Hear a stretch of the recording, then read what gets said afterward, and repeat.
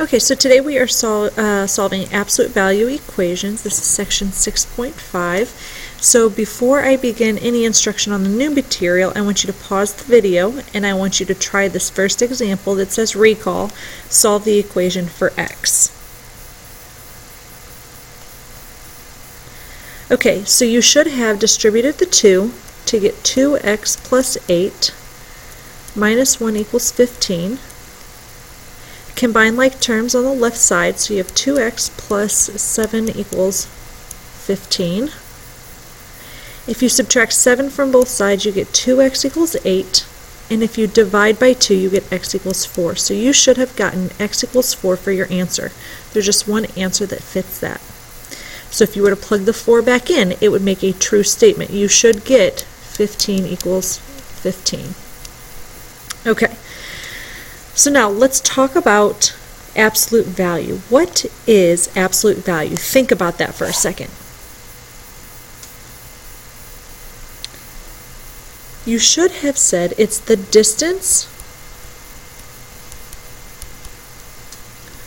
from 0 on a number line.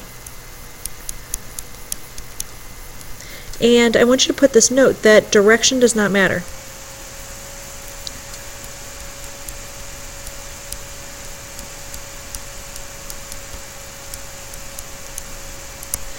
Okay, so what value or values would make the following absolute value equations true? Okay, some people think of absolute value as just making the number positive. And again, that's because the direction does not matter. It doesn't matter if you go to the right or the left on the number line, or in a positive or negative direction. So pause the video and think about what numbers are going to make the absolute value of x equal to 8.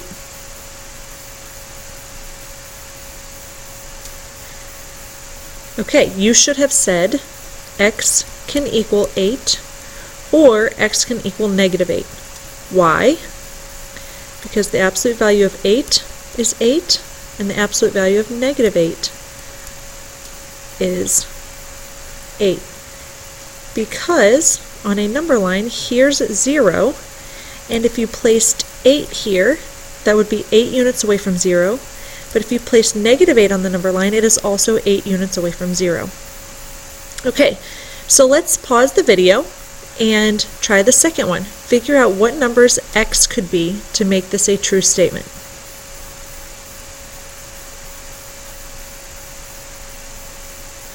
Okay, you should have said 4 and negative 4. Because if you did 2 times 4, that's 8, and the absolute value of 8 is 8. Or, if you did 2 times negative 4, that's the absolute value of negative 8, which is also 8. Again, negative 8 and positive 8 are the same distance from 0, 8 units. Next one, I want you to think about what numbers you could plug in for x, such that the absolute value of x is equal to negative 8. So pause the video and think about that for a minute.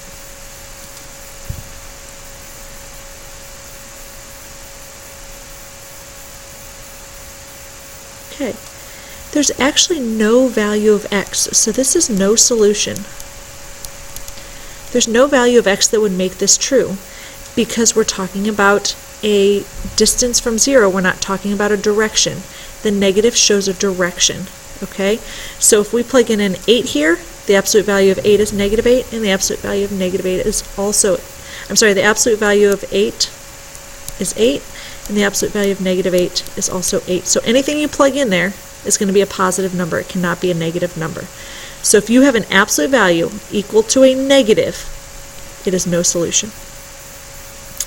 Okay, so let's talk about the steps for solving an absolute value equation. The first thing you're going to do is combine like terms if necessary. So pause the video and write that down. Combine like terms if necessary.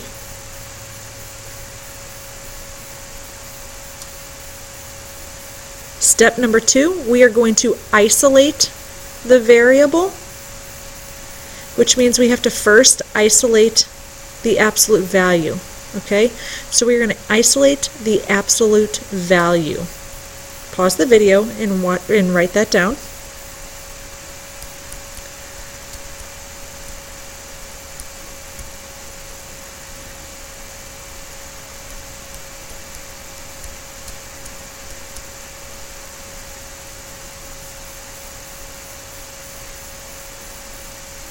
And finally, step number 3 is to write two equations, one equal to a positive and one equal to a negative, and solve.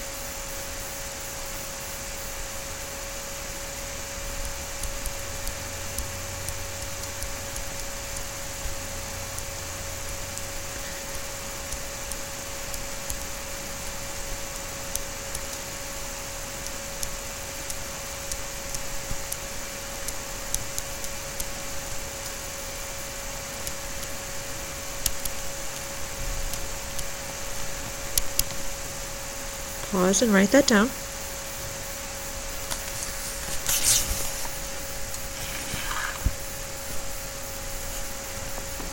Okay, so looking at the examples, it says solve the absolute value equations for x. If not possible, say so. Okay, so for the first one, what we're doing is we're going to say that x equals 3/4 or x equals -3/4. We did not need to combine like terms. The absolute value was already isolated, so we needed to write and solve two equations, one equal to a positive and one equal to a negative. So what we did is we said that this inside is equal to either 3/4 or -3/4. So we take off the absolute value and we have two equations there, which actually end up being our answers because there's nothing to solve. If you look at number 2, we don't have any like terms, but we do need to isolate the absolute value. That means we want to get the absolute value by itself. To do that, I am going to divide by -2. So I get the absolute value of x equals -4. Now at this point, we would write and solve two equations, one equal to a positive and one equal to a negative. However, this negative should be a red flag because you cannot have an absolute value equal to a negative. The inside part, the x can be equal to a negative, but the absolute value itself cannot equal a negative. So this is no solution.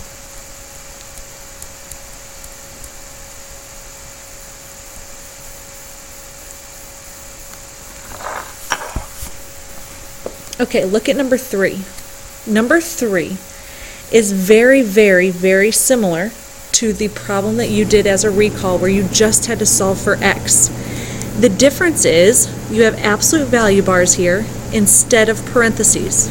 So instead of just getting one answer, there are going to be two possible answers. We are not going to distribute. That's the difference. We are not going to distribute. We are going to combine like terms. We are going to then isolate the absolute value. So, no like terms, so we're just going to add the 1 to both sides.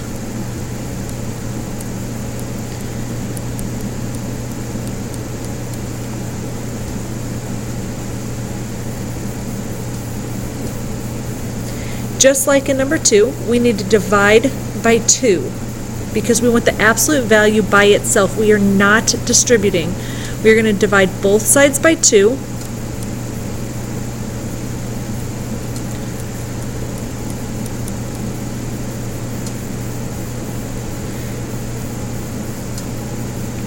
And now we are ready for step 3.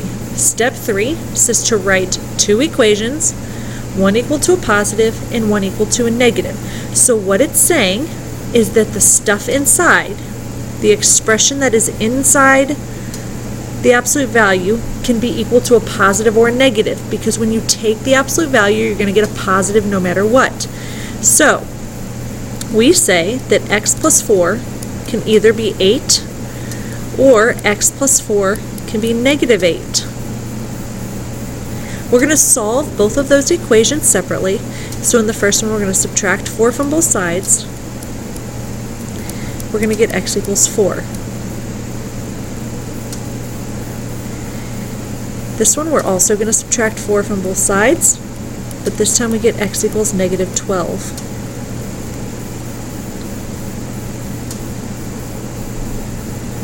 Okay, so those are the values of x. Notice that x can be negative, it's just that the absolute value cannot be negative. So if I was to plug that back in and check my answers,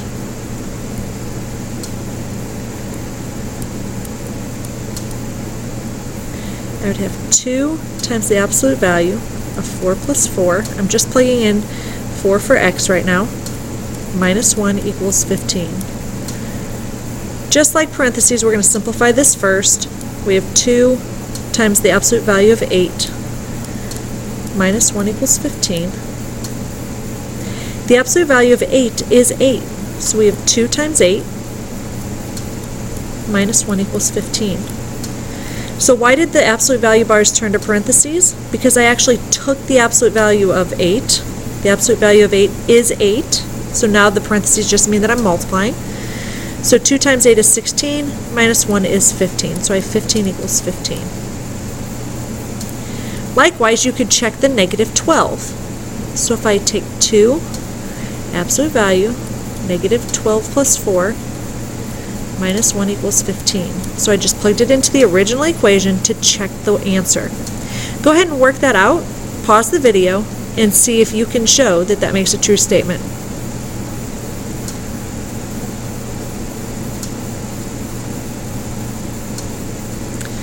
Okay, so you should have 2 absolute value negative 8 minus 1 equals 15.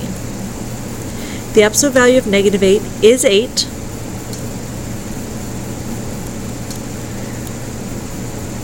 Two times 8 is 16, minus 1 is 15. So you see that you get the same thing either way. Okay, so next, it's the last example. I want you to try this one on your own, so you're going to pause the video, you are going to try it, and then you're going to watch the video and see if you got the right answer. I'm going to walk you through the steps and give you a couple hints first. I would move the 1 first, and then to get rid of the 7/4, you are going to multiply by the reciprocal. Pause and try it.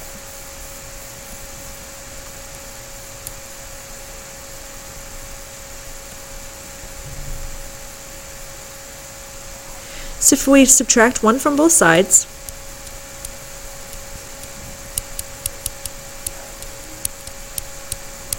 you get 14. If you multiply by the reciprocal, you're multiplying by 4 over 7. So if you want to put 14 over 1, you can.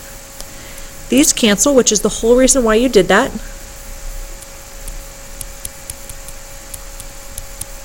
I'm going to reduce these. 7 goes into 7 one time. 7 goes into 14 two times. So I have this equals 8. So we have isolated the absolute value, and now we need to make 2 separate equations.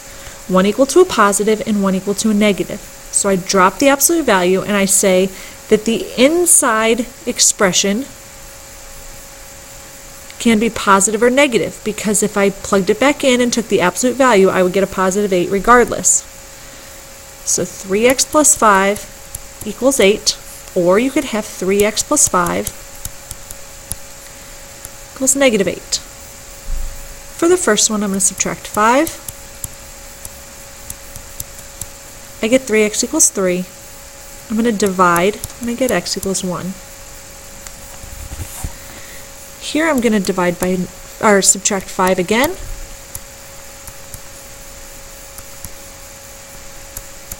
And I get negative 13. Divide by 3.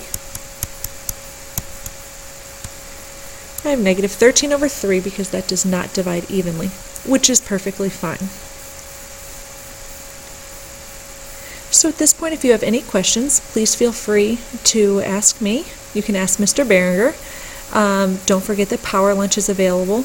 Your assignment is not due until Thursday. When you come in on Thursday, we will check homework and expect that that will be finished. So you have some time to get some help if you need it.